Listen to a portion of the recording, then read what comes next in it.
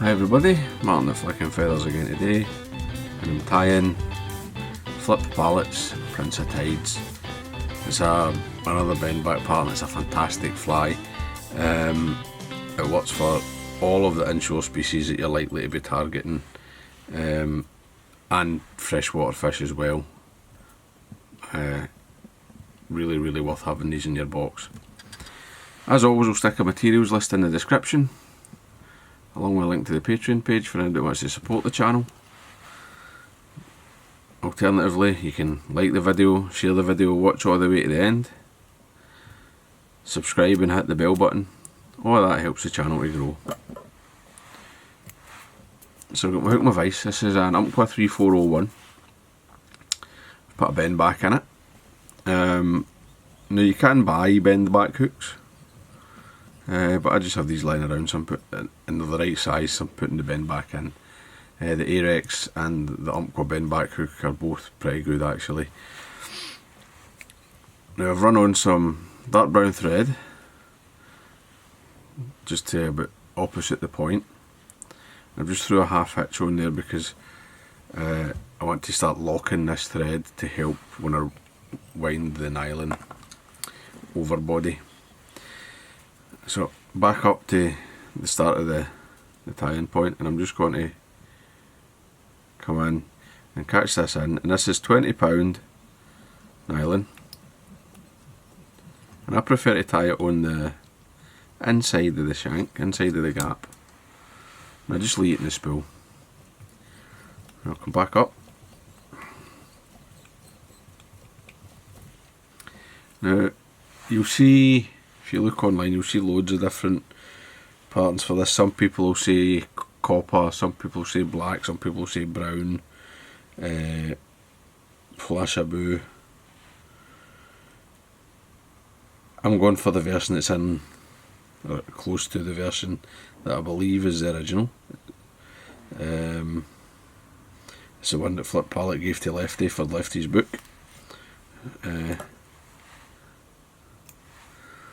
I'm going to tie it slightly differently. So I've got some copper, right? But again, if you want to use brown or black, if that suits you, then do that.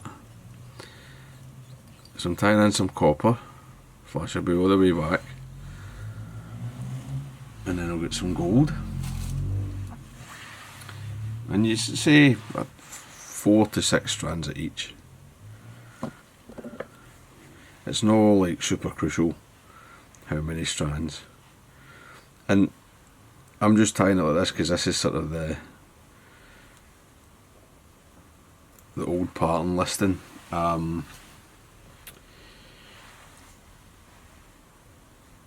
Realistically, I think there's the better way to tie it would be just to use like a flat mylar rather than flashabou. Go up with one, then rib it with the other, right? So I've got the copper in, and I'm coming in with the gold.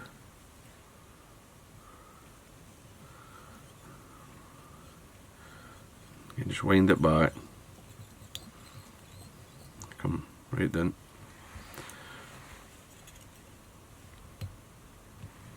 Put a half hitch. These wee half hitches, you don't need to do them, but it helps to sort of prevent the monofilament from like trying to creep and twist the overall dressing.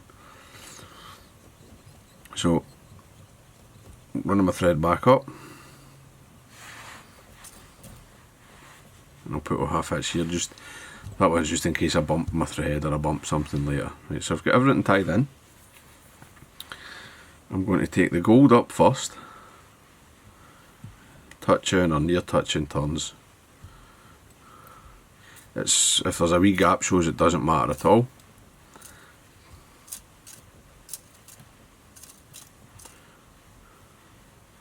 See, there's kind of separating them, but it doesn't matter as long as I get up and get things more or less covered, right? Doesn't need to be perfect because I'm going to come up with a copper, and that can fill the gaps. So tie off, 2 or 3 turns, throw away the waste. Now the copper, we'll keep a firmer grip of this to keep it all close together. I don't really want this to open up. I'm going to come up so that I get use it sort of as a rib. So I've got a wee sort of contrasting light and dark.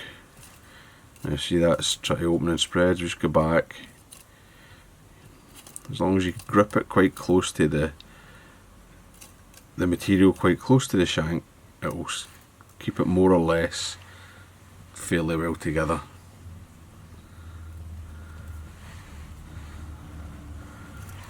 Tie it off.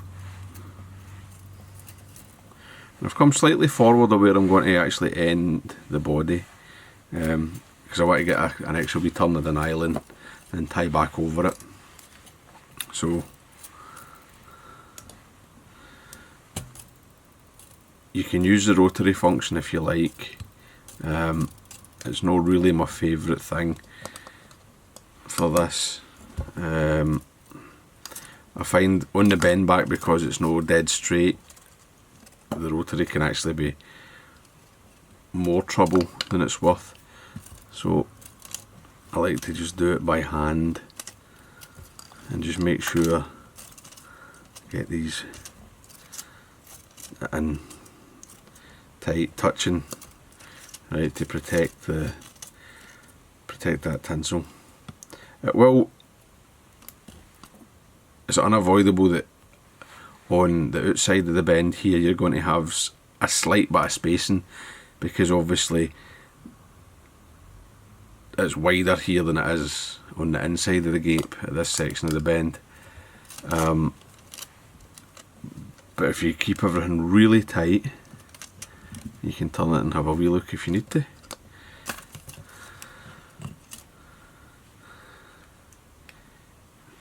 It's no bad, right? And then at this stage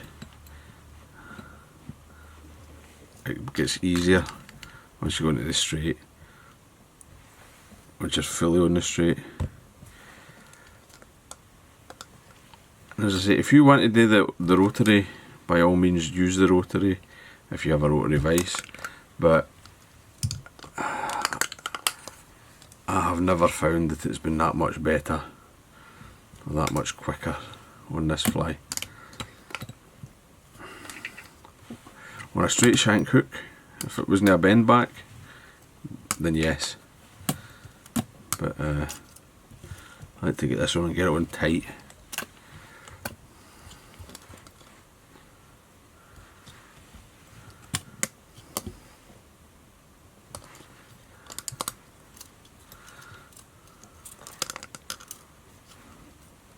And always you can use your thumbnail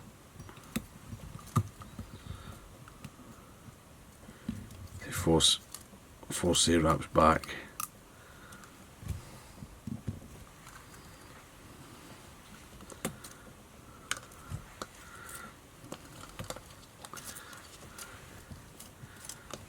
The tighter they're packed together, the stronger the fly is. Right, there's less chance of a tooth getting in or whatever. Obviously it depends on the fish you're targeting. Move it. We'll tie this off on the underside.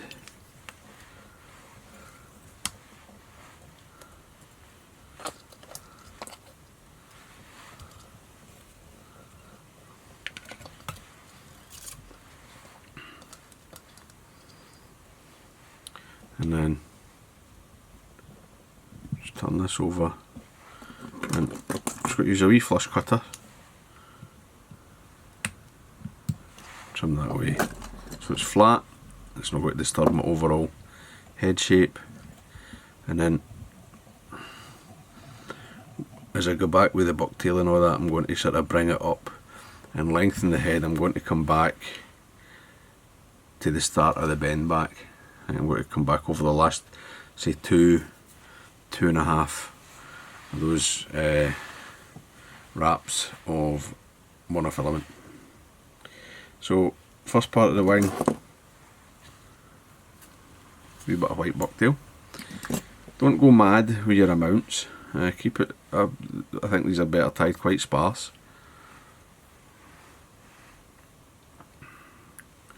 clean out any of the wee short ones. And I mean, this is a 1 autumn tie-in. You want it, say, I mean, a good 2 hook lengths.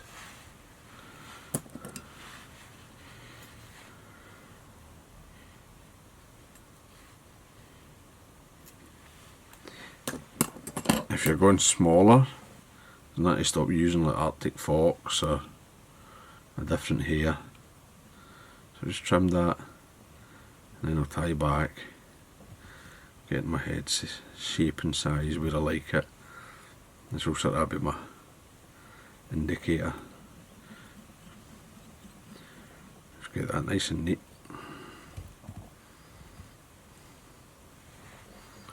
And then I'll lock that to stop it trying to go back. And you can see there the whites, I mean, I've got enough to give me a belly suggestion, but it's no a huge amount. Next is some green. I've got this, it's not quite olive, it's not quite green. You can use olive, you can use a sort of Kelly green if you like. It's entirely up to you what shade you like the look of. So come in, this again, clean any of the short hairs, measure it up just the same.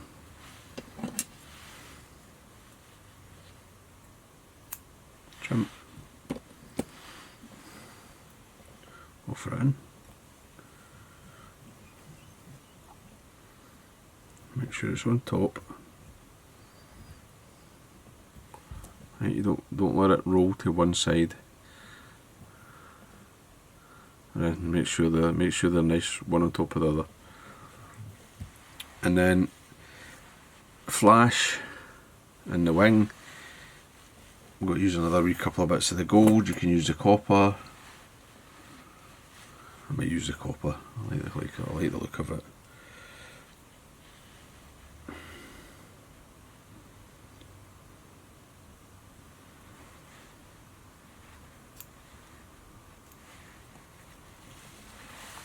Say 8 or 10.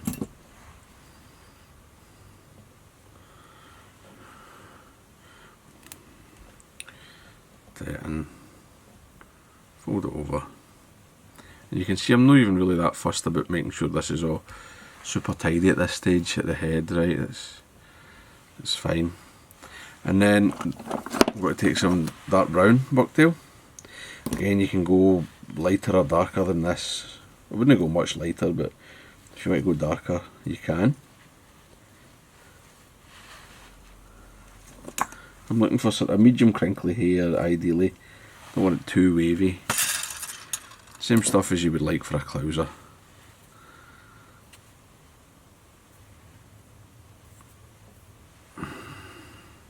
Come in. Length. See my length. Any wee short ones, take them away.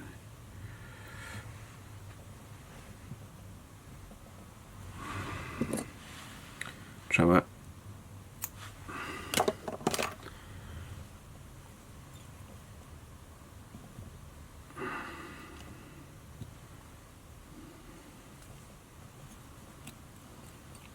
And I'm going to just tidy all of this up,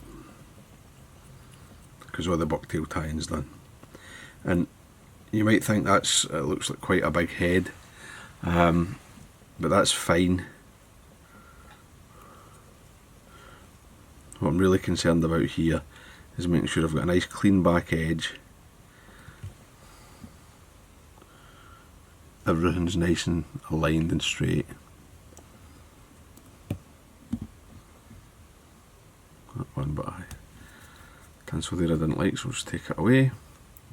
And then it's not listed in the pattern, but it's on the picture in Lefty's book.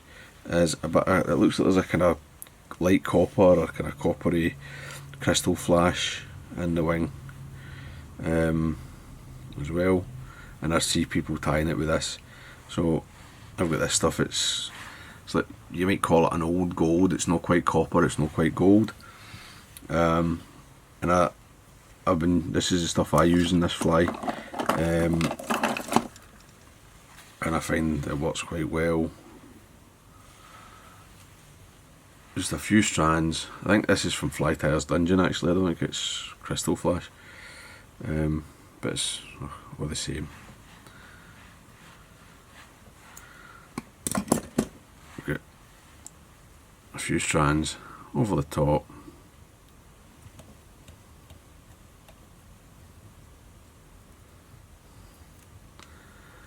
And I'll just come in,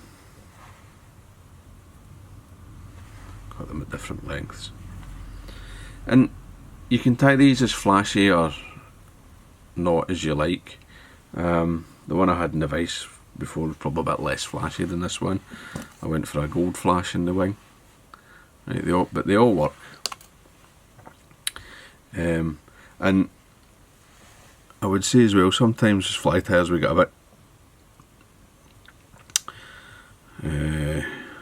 bit concerned about having, you might worry a wee bit about having too much flash. You can always cut the flash out the fly, but I would also say remember that there's a guy 100 yards away catching fish on a big shiny copper spoon, right?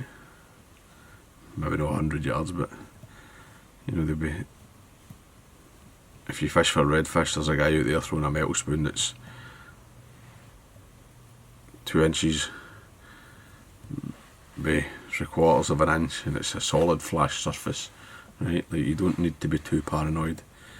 Obviously different species, but it's something to think about maybe. Right, quick finish that, tying's done. Now the original pattern, painted eyes. If you want to paint eyes you can. I've got these fluorescent yellow tape eyes, 3mm I would say. Just got to put a wee crease in them and just stick them on. Just stick that on there. The glue's no strong, you can just set it on and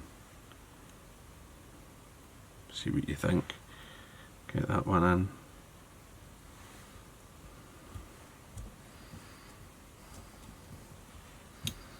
And not too worried. I've put the crease in the eye so they're sort of forming to the shape of the head. Obviously I've not glued them with any other type of glue.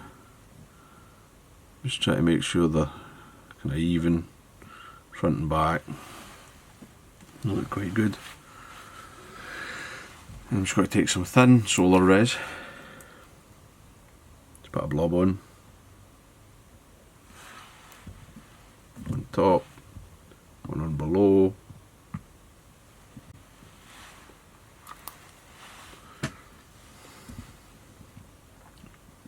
And this is a doddle. I'm just going to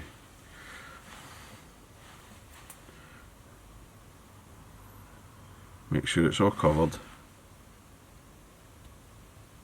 If you need to come in and do another coat just to really sort things out, you can. Sometimes you need to, I'll let it kind of creep down onto that nylon a wee bit, and then I'm just going to turn that fairly slowly. I'm no, you know, try to spin the resin off.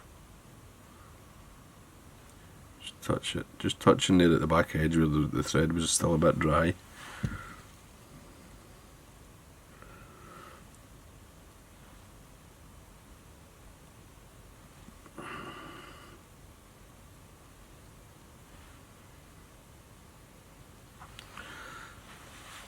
And then get my turn on, and then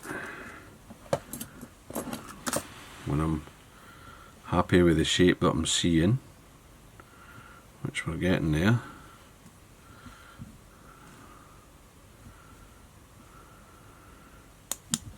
hit it with a light, everything stop moving.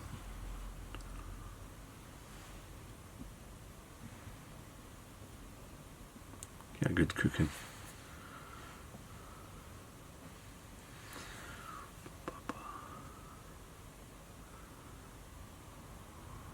and then